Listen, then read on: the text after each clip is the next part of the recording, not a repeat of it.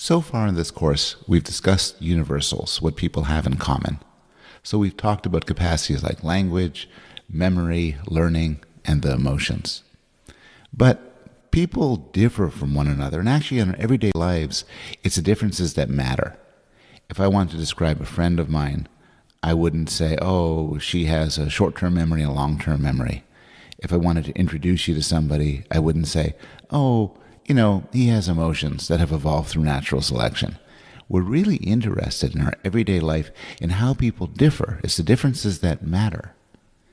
And so there's a couple of questions we could ask as psychologists, one of which is the nature of the differences, how we're different. And then the second is the explanation for the differences, why we're different.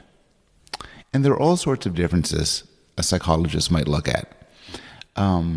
Some of us see ourselves as male, others as female, others in ways that don't cleanly map onto either of the two. Some people are attracted sexually, romantically to males, some to females, some to both, some to neither. And within these categories, there's a lot of subcategories. Sometimes you're sexually or romantically attracted to one type of person or another.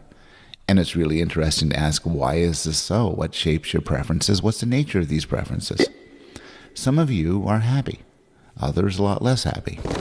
Obviously, it varies according to your circumstance, but also people are, in general, either they vary in the extent to which they're happy or unhappy. And this is so interesting that the very last lecture we'll discuss this. Some people have good relationships and good jobs and good dealings with their community, and others don't. Some people become alcoholics and drug addicts, others don't.